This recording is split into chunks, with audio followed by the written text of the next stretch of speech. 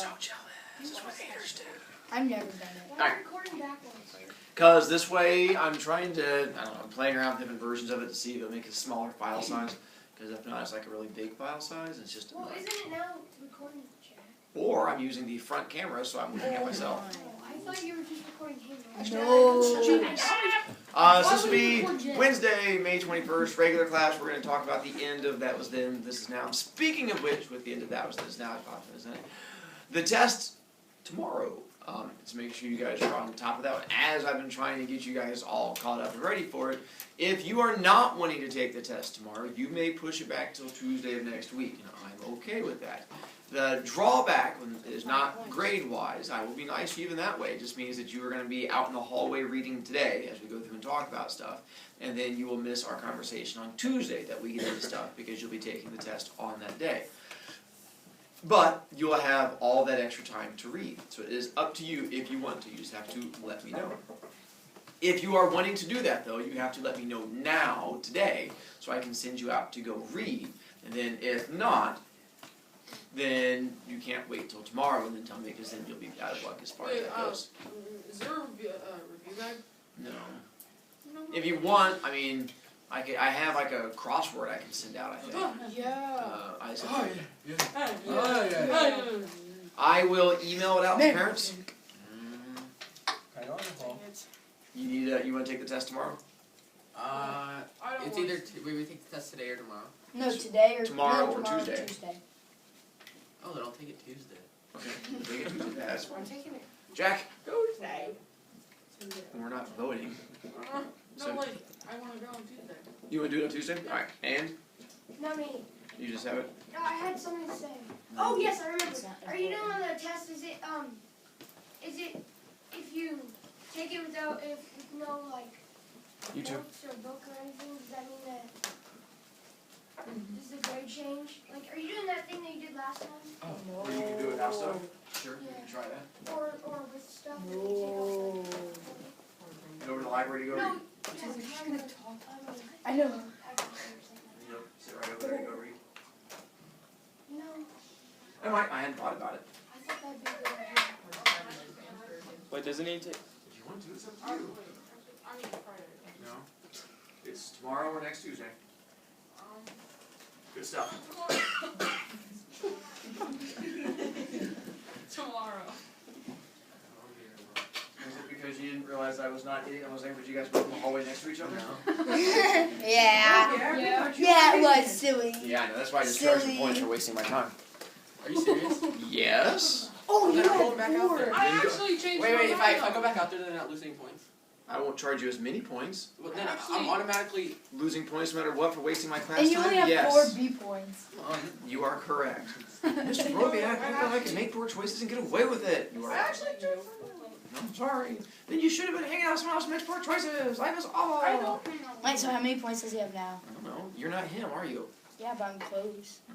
I can take you down to as many points as him. No. That would solve the problem, wouldn't it? What a fun game you played. All right. Let's see. From there we have that. Here. Let's make it. Yeah, it looks less awkward that way. Let's see. So we have that. Bring your big books tomorrow, because you will be turning those in. The one that's been sitting in the bottom of your locker, weighing it down all this time.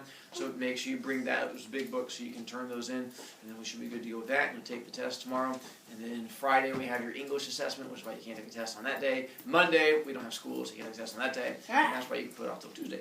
But from there to that. There you Ice go. cream.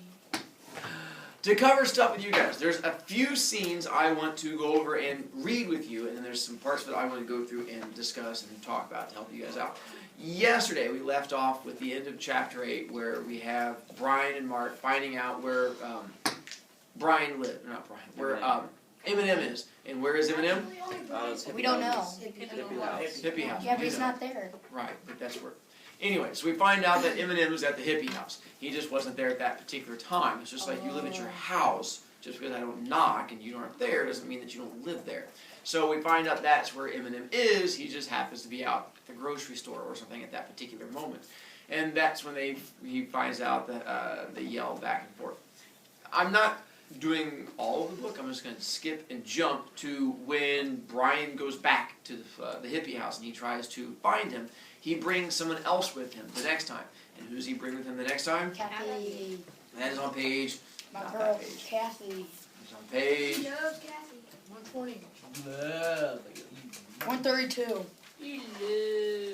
190. 121. Oh, I was close. Oh, I was close. 121. I thought we already read 121. You're correct. Come on, Anthony. I said 120. 136. 130. 136. You just said 121. Yeah, I was wrong. Delucia was right on that one. I read that one yesterday. Good job, Oh, Delucia. dang. Oh. Anthony. Give him some B points for that. Or not, I can tell him he's smart. I've never once said he's not smart. That's not the issue. So on page 136, this is where he is going back and he's bringing Kathy with him, so they're going to try and find M&M. Keep in mind the conversation we had yesterday. We were talking about the acid, the LSD, what it does to you and in the mind state, because the conversation that they end up having with M&M is really, really strange. And so we'll talk more about it afterwards, but just keep that in mind as we get into it. About halfway down, where it says, we were feeling real good driving to the hippie house. We laughed and kidded and horsed around all the way. I figured we had a pretty good chance of coming home with M&M this time. There were 2 Volkswagen buses parked in the driveway of the old house. I knew they belonged to the hippies because of the flowers and slogans painted on them. One read, "War is unhealthy for children and other living things." Really bright. This is where he is? Kathy sighed. I still can hardly believe that baby's living in a place like this. I guess big sisters always think of little brothers as babies, no matter how old they are. Maybe it was good for him, I said. Maybe being on his own made him grow up a little. I only half believed this. I'd always had a good opinion of Eminem's mind, but being smart ain't being mature, as I've often proved. Anyway, we can't be sure he even wants to come home with us. If he doesn't, Daddy's going to call the cops and have them bring him home. He doesn't want to, but he keeps saying Eminem has had his fling, and it's time he came home. This is my only chance to get him home without dragging the police into it. I didn't know that. Well, let's hope he comes with us. Maybe I could slug him, carry him home. Kathy laughed. No, let the cops do it if it comes to that. I'd rather him hate the police than you. We walked up to the house. There were kids on the porch just watching the street. I stopped to talk with a biblical-looking guy. Biblical-looking meaning he looks like Jesus. Long beard, long hair, and stuff like that. Were those kids on LSD? The ones on the front porch? Yeah, they were just staring at the street. Every chance of it. They never really get much into it. They could be, or they could just be idiot children who are sitting and staring at the tree. I've heard so. I'm looking for Baby Freak. He around? Yeah, he is. The guy was staring directly into my eyes. He had friendly, trusting eyes. Are you a friend of his? Yeah, good friend. This is his sister. Kathy gave him the big smile she won me with. The guy smiled back. He's upstairs. Suddenly the guy looked worried. He's been floating for a couple of days now. Oh, no kidding, I said, keeping my cool. Kathy followed my example. Talk to his travel agent, the hippie said. He's the cat with the red hair. Travel agent? What's that? Kathy whispered as we went inside. I didn't want to tell her. Didn't want her to feel the sudden cold waves of fear that I was feeling. So I said, I don't know. With that real quick, one, when it says he's floating for a couple of days now, what's that mean? He's high. Nicely done. The fact that he's high. And, He's there it is. flying. Travel agent. And, do you guys know what a travel agent would be? Yeah. Help It's- them get off Dealer. the ground. Nicely Makes done. Because on LSD specifically, they said that you were taking a trip. Because it's so in dream world and imagination, if you were taking the drug as opposed to getting high, on LSD they don't say you're getting high. They say you're on a trip, you're taking a trip. Good trip or bad trip. Good trip when you're talking to Mr. Fuzzy Bear and he's talking back to you. Bad trip when Mr. Fuzzy Bear rips off his head and tries to kill you. And so it's taking a trip. So who takes you on trips? Travel agents. So that was their cool slang. They said that, it's a travel agent. As we find out, apparently he's been high, or at least on LSD, for a couple days now, which means he's going to crash really hard at some point. And that's what they said to talk to the travel agent. Yeah. Does it also affect your taste buds? It can. You see a piece of bark and you think it's like a donut. You can eat it. Mm-hmm. And then it would taste like a donut. You eat poop. Says the kid with no points. We found who we were looking for. A big, heavy guy with fire-colored hair, beard, and mustache. We're looking for Baby Freak, I said. I was beginning to see why Eminem had acquired this other nickname. Most of the kids there were at least 17 or 18, with a lot of college-age kids. It was a real crowded place, but now I can't remember what everyone was doing. At least some of the kids were smoking grass. You could tell that by the smell. I was hoping the place didn't get raided while we were there. You can get busted just for being at a place where people are smoking pot. Yeah? Red said. Man, that kid's on a bad trip. Kathy made a funny yelping little sound. Some of these freaks have been dropping acid. Baby wanted to try it, so I sat with him. Bad trip, man. Really bad. He's calmed down a little now, but all day today, me and some of these other cats been holding them and keeping them from jumping out the window. I felt like I was going to throw up. Kathy was as white as a sheet. Can we see him? She said in a tiny, expressionless voice. Sure. We followed him up the stairs, and he led us to the same room Mark and I had gone to the last time we were there. This time, no one was there except the blonde chick, who was curled up on the bed asleep. Someone huddled in the corner. To my surprise, Red walked over to the huddle. Hey, man, there's people here to see you, he said softly. Are they spiders? The person didn't raise his head, but the voice was Eminem's. No, man, Red laughed gently. They're squares. You guys know what squares means? Like nerds. Yeah, that they don't do drugs. You're uncool. You're not part of their culture, if you will. They're not in their box. Correct. Eminem looked up, and I hardly recognized him. His hair was to his shoulders. He was a lot thinner. He was dirty, and the expression on his face was one I'd never seen on him before.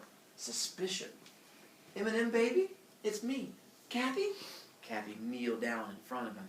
He was staring at her, not seeing her. Square spiders? He said. His face was contorted in fear. I don't want to see any spiders. It's me, Kathy, she said again. Your sister. Don't you want to go home? I went to my stomach, Eminem said in a high, unnatural voice. He was talking too fast. I went down into my stomach, and all these spiders came out. I never knew there were spiders in my stomach. I was there 10 years, and all that time these spiders kept chewing on me. They were big spiders. Kathy choked back a sob. Baby, what have you done to yourself? She said in a whisper. He seemed to see her. Kathy? I screamed and screamed and screamed, and nobody came to help me. He was shaking. He didn't look right. He looked sick.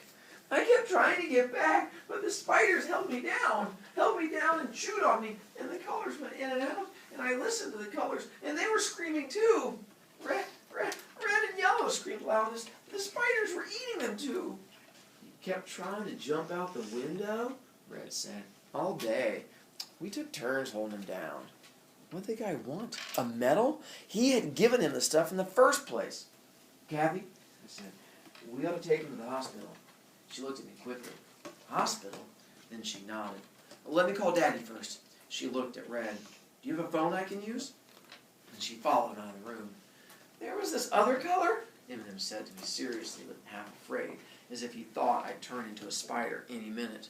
I don't know its name. It told me, but I forgot. It said I was being paid back for all the carrots I ate. I didn't know. I thought I didn't know about the carrots before. I don't think it was my fault. He was crying.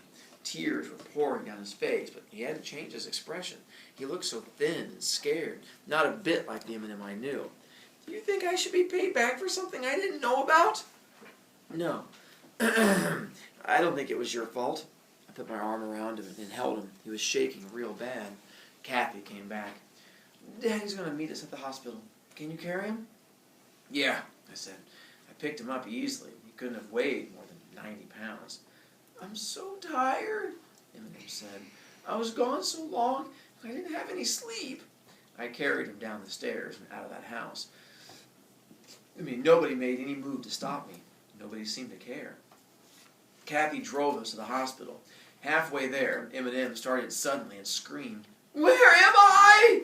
It's okay, kid. You're going to be okay. Where am I? He was screaming in terror. Why don't I know where I am? I was just sick. I didn't know how Kathy was managing to drive the car. I never felt so bad before. I mean, just hold on to Eminem.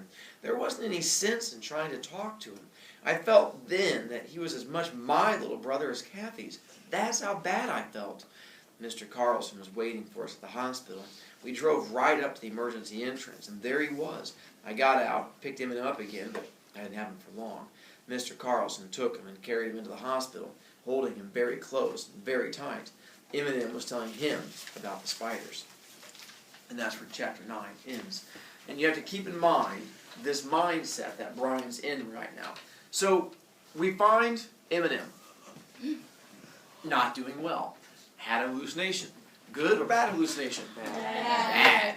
And so that's what the guy tells him it was a bad trip, because what is it Eminem kept trying to do? Jump out the window. And we're like, why would you want to jump out the window? But Get now away that from we, spiders. now that we talk to him, we're like, oh, to get away from the spiders.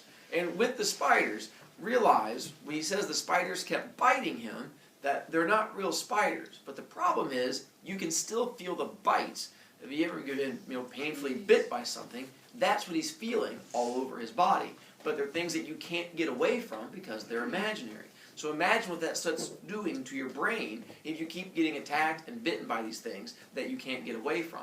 And they're these giant spiders. And of course they keep telling him that they're getting revenge on him, because what bad thing did he do? He ate carrots. He ate carrots. And he's like, I did not. And so it's like one of those weird, it's like a dream. You're like, that doesn't make any sense. And it's that same idea where in a dream, things don't have to make sense. They just happen. Same thing's going on with him. He's like, it doesn't make sense. It was just the way his brain was going. Now, with that, they end up going to the hospital, and you start finding out the same evening, Brian's feeling really bad, because now it feels like Eminem's his own brother. He feels close enough to Kathy. They've been going out long enough. He feels close to her. Things are going well. But then we find out at the hospital sort of the long-term effects. The doctors go and see him, and they come back and talk to him. I'm not going to go through and read that section, but what is it the doctors say is going to happen to Eminem long-term? Those of you who have not read the book, wow, nicely done. Farrar? He'll lose his memory. Nicely done. Part of it, not just his memory, but that is a big chunk of it. He's going to lose his memory. Gerhard? He might not go back to the memory. Nicely done. The fact that his brain's not going to go back to the way it was. At the beginning of the book, he talked about wanting to have a family and kids. Remember how many kids he wanted to have? Like 6. Yeah, 10. Like 10. But anything over a lot is a good number. But we also find out that because of the drug, the LSD and the acid did to his system, he'll never be able to have children after this. Because the problem is, it's affected his body, and the chance if he does have children, they might come out mutated because the LSD has affected his genetics and stuff like that. The fact that he'll never get to have kids. So this is where Brian is. He found him, saw all these bad things happening to him, gets really angry. Brian wants to get revenge. Who does Brian want to get revenge on? Hippies, Why? because they give him. Because they gave him the drug. These hippies, because they're the ones that gave him the drugs. Specifically, the drug dealers, the people involved in drugs, because they're the ones that have messed up Brian, or messed up Eminem so badly. For a moment, you have to go back and remember the scene between Mike Chambers and Connie. Mike Chambers was the guy that gave the girl a ride home. When he gave her a ride home, Connie wanted to get revenge. Did Connie care who she got revenge on? No. She just wanted to make sure that she got revenge on someone that she felt was being mean to her. That's the state of mind Brian is in right now. He wants to get revenge. Does not care who he gets revenge on, as long as it is someone that has been doing and selling drugs, something like that, because he needs to find a way to make this right, to make it feel better, because he has that level of anger and hatred and being upset inside of him. He comes home from the hospital that same night. That's the next scene I'm getting ready to read with you. Okay. Jump to, hang on. What if we're ever going to make another Small appearance at the very end. But I'm not going to read that section, that's when you have to read on your own, but he does come back towards the end. Page 144. This is, they've now left the hospital. This is in chapter 10. 10.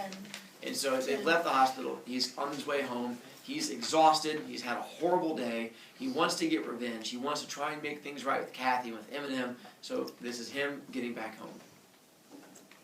I was surprised to see how late... Sorry, one last thing I'll say out there is, as I read this part, when I told you at the beginning, this is the book that made me cry, this is the scene that broke me. That I remember reading this part and then crying. Now, for those of you who have not been reading, it's not going to be nearly as powerful, that build-up to it, but this is the scene that did it to me. You're going to cry again? Hopefully not. We'll see. I was surprised to see how late it was when I got home. Mom was asleep. I went into my room and lay down without bothering to turn off the light. Mark wasn't home yet. I was tired. I felt empty and drained. Nothing can wear you out like caring about people. I was tired, yet I knew I wouldn't be able to sleep. I closed my eyes, and I kept seeing pictures. All these people were spinning around in my head. Mark, and Charlie, and Mike, and Angela, Kathy, and Eminem, and Mr. Carlson, and Tim, and Curly Shepherd. Life had seemed so simple once. Now, it suddenly seems so complicated. I can remember a time when my only worry had been paying Charlie the $3 I owed him. Things used to be simple, and now they weren't. I wanted a cigarette, bad. I half-heartedly searched my pockets, but I knew I didn't have any. Then I remembered Mark's spare carton and rolled off the bed and reached under the mattress. I felt something strange and pulled it out. It was a long cylinder-like thing. I unscrewed one end and all these pills came rolling out. I'm not dumb by any means. I've never used drugs, except for a couple of tries with grass, but I knew what they looked like. I looked at this bunch of pills. There were hundreds of them, and it was like a machine in my head went click, click, click, and it came up with an answer I didn't want. Mark was selling this stuff. This was way too many pills for anybody to have if he was just taking them himself. And besides, I would have noticed something different about Mark if he had been taking them. You can't use drugs and not show it. I knew too many kids who were users not to know that. Mark was selling. Mark was a pusher. That was where he was getting his money. That was why he'd known about the hippie house. That was why they had known him. That was why he had known where to look for Eminem. Eminem. Kathy. Eminem was in the hospital, and maybe he was messed up for life. Mark was selling the stuff that made him that way. Maybe this wasn't LSD, but it was a step in that direction. And God only knows what all Mark had been selling. I thought about that blonde, dead-looking chick, and about Eminem screaming about spiders, and about Kathy half hysterical with grief. I thought about Mr. Carlson and the bitter doctor, and the whole mess was swirling around in my head, and it felt like it would burst wide open. When I thought about the cause of all this misery, I became very cool. I very calmly called the cops. Eminem had lost his mind. Kathy was hurting, and I did something about it. And I sat down on a chair in the front room and waited. It seemed only a minute later when Mark came in. "Hey, you still up?" he said. Then he stopped. "What's the matter, Brian? You look awful. What is it?" I held out the cylinder. "Oh," Mark said after a pause. "You found him, huh? Now, don't worry, buddy. I don't take him. I have a good enough time like I am." "Just how are you, anyway?" "What?" Mark said, confused. "Eminem's in the hospital. Acid trip. They think he may have lost his mind." "Man, that's awful. That poor kid." Then he looked at me. "Brian, don't look like that. I said I don't take him. Don't you believe me?" "I believe you," I said dully. "We needed the money, you know. I tried getting a job, but with my police record, nobody would hire me. Then I met this guy on the ribbon. He set me up. I figured I don't have to take it to sell it, so what's the worry?" "Eminem," I began. But I was too tired, too numb to talk. "Is that what's bugging you? Listen, I didn't sell Eminem anything. He got it from somebody else. Look at Brian. They're going to get it from somebody if they want it, so why can't I make some money? I never forced it on anybody. I never tried to talk somebody into using drugs so I could make a buck." He could have talked all night. I wouldn't have changed my mind. This was wrong. For the first time in years, I thought about the golden-eyed cowboy who'd been Mark's father. Was Mark a throwback? To what? I wondered tiredly why I'd never seen it before. Mark had absolutely no concept of what was right and what was wrong. He didn't obey any laws because he couldn't see that there were any. Laws, right and wrong, they didn't matter to Mark because they were just words. "Brian, what is it?" Mark cried suddenly. "Listen, if it bugs you that much, I'll quit. I'll stop selling if you don't like it. Shoot, I never thought it'd bother you. I sort of thought you knew about it." "Don't drag me into this," I thought. "Don't try to make me out to be blind just because you are." Aloud, I said, "I called the cops." And I felt as if I was talking in my sleep. Mark went white. "What?" he said softly, disbelievingly. "What did you say?" We could already hear the siren. "Brian, You know what something like this would do to me with my record. Brian, tell me you're lying. Mark was pleading desperately. I thought maybe he'd run for it, but he didn't. He just sat down in a chair opposite me. He was white. His eyes were black with a rim of gold around him. He looked the way he had when he'd been clobbered with that bottle. Brian, he said quietly, like he was trying hard to understand, like he was totally confused, like he thought maybe I would answer in a foreign language. Why are you doing this to me, buddy? Brian, just tell me. I couldn't tell him. I didn't know. The police arrived, and of course Mom woke up. She didn't know what was going on. She could only stand helpless in the kitchen doorway while the police questioned me, rounded up the drugs, and slapped handcuffs on Mark. They advised Mark of his right to remain silent, and he did. He just stood there, quivering, watching me while I told the cops the things that would put him behind bars for years.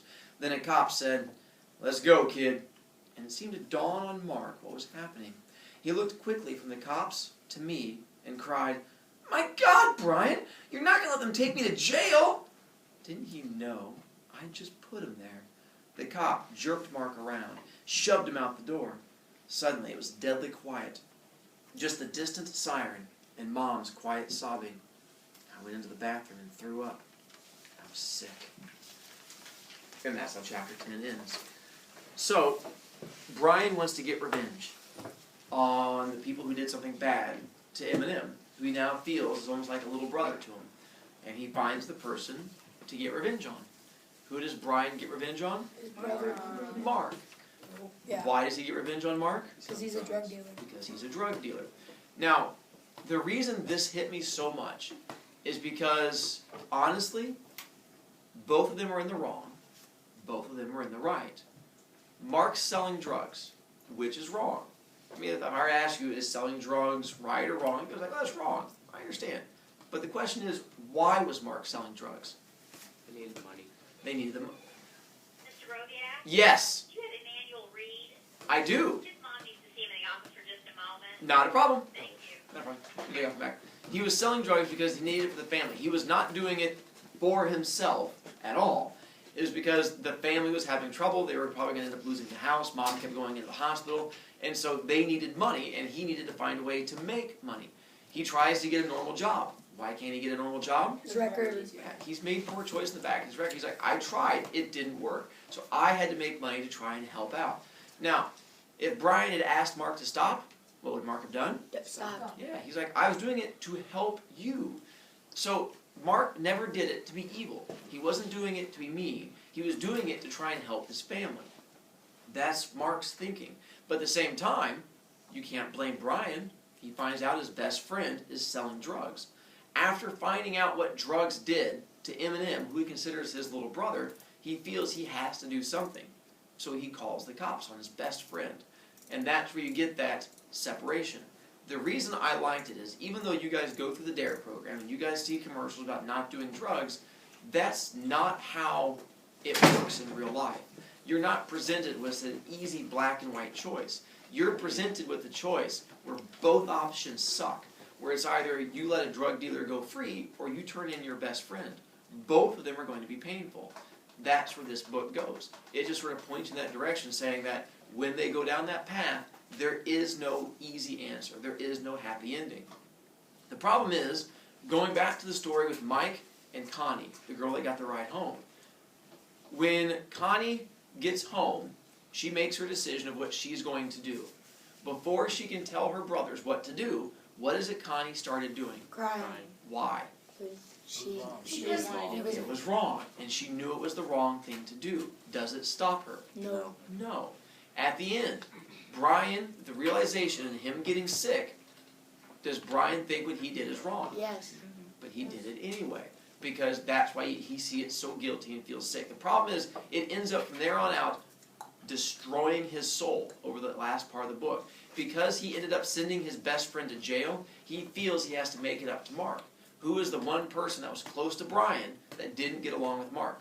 Kathy. So he ends up breaking up with Kathy, because that makes him feel better about trying to send his best friend to jail. So he ends up not just breaking up with Kathy, but being a raging jerk to Kathy to make her break up with him, so that way she goes off in a different direction. And that way, he ends up trying to make himself feel better. It doesn't work. There's only one person left for him to get revenge on. And that last person is Ponyboy. Yeah. Angela. himself. And the fact is, of all those people, he feels that he still has to punish himself for doing it. And I'm going to jump to the very last pages of the book. He gets a chance to go see Mark in jail. This is on page 156. On my desk here. Is it for him? Never mind, it goes to him. Page 156. This is where he's finally going to go see Mark, who's been sent off to jail. With Mark, remember going back to that Mike and Connie conversation when when Brian comes out of the hospital room and he's talking to Mark and he says, I can understand, forgiving the people who hurt you. What does Mark say will ever happen if someone hurts him? I'll get revenge on them no matter what. I will never forgive them.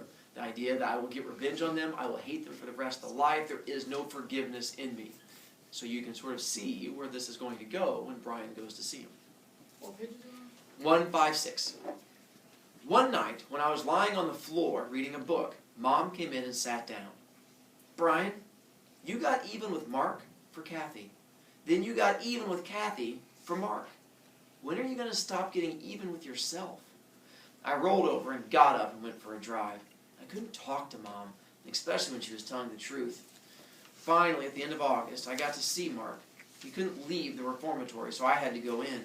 He'd been in so much trouble that the authorities considered my visit a last-ditch effort to straighten him out. If it didn't work, they were going to send him to the state prison. They told me they hoped I could influence him. They didn't say how. I thought we'd have to talk through a wire dealing like you see in prison movies, but instead we were left alone in a room which I remember as strangely empty. Hiya, buddy, Mark greeted me. You slumming it? I couldn't speak. I had a real bad pain in my throat. Mark had changed. He'd lost a lot of weight, but somehow it had stretched his skin over his bones and slanted his eyes. He hadn't lost his looks, but exchanged them.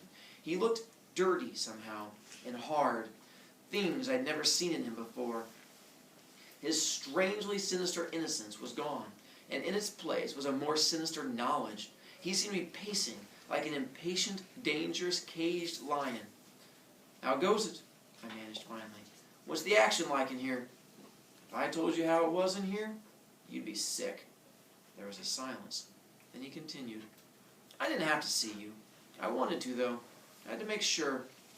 Make sure of what? Make sure I hated you. I suddenly remembered that time so long ago when Kathy had looked at Mark, and for a moment I'd hated him. I wondered what it felt like to experience that feeling all your life, to hate the person you loved best. Mark, I began miserably, Mark, I didn't know what I was doing. Can it, buddy? He glanced around. It's a groovy place, ain't it? Seems like home now. I hear you've been causing trouble? Yeah. I don't seem to be able to get away with things anymore. I thought I would break down and cry then, but I didn't. Listen, you straighten up and they'll let you early out on probation or parole or whatever it is, and you can come home. I'll get you a job at the store. Like hell you will, Mark said, in the same easy, pleasant voice he'd used all along. I ain't never going back there again. When I get out of here, you ain't never going to see me again. We were like brothers. You were my best friend. He laughed then, and his eyes were the golden, hard, flat eyes of a jungle animal. Like a friend once said to me, that was then. This is now. I broke out in a sweat and was suddenly glad of the walls and the guards and the bars. I think if he could have, Mark would have killed me. I haven't tried to see Mark since then. I heard in a roundabout way that he was sent to the state prison. I've just been sort of waiting around for school to start, not much caring whether it does or not. I don't seem to care about anything anymore. It's like I'm worn out with caring about people. I don't even care about Mark. The guy who was my best friend doesn't exist any longer, and I don't want to think about the person who's taken his place. I go over everything that happened last year, trying to figure out what I could have done different, what I would do different if I had the chance. But I don't know. Mostly I wonder what if. What if I had found out about Mark some other time, when I wasn't half out of my mind with worry about Kathy? What if I hadn't met her in the first place? Would I still have grown away from Mark? What if Eminem had had a good trip instead of a bad one? What if someone else had turned Mark in? Would there still be hope for him? I'm too mixed up to really care. And to think, I used to be so sure of things. Me, once I had all the answers, I I wish I was a kid again. I had all the answers. And that's the end. It ends on one heck of a depressing note. Eminem ruined for life. Mark pretty much in jail. Brian has given up on everything. Brian doesn't have any friends anymore. Brian pretty much doesn't have friends. I mean, Mark was his closest one. And Mark, remember one time, said that Brian was his only family. He said, you know, my family killed each other. And Brian said, what about Mom? He's like, that's your mom. He's like, she was nice and took me in, but she's not my mom. She's like, you're my brother. You're my only family. And so you have to understand, where for Mark, how damaging that was to him to have his brother do this. When Mark's eyes, he was doing something nice for him. Now the drawback is normally I get to go from here into happy stories. But the way the schedule worked out this year, you don't get my happy stories until like Tuesday of next week. So you have to go like 6 days before you get to have an upbeat, uplifting, happy Oh, thing. you never got one? So I get to finish with just depressing stuff. Yay, school! So we're going to stop there and have you bring up the books. Third book?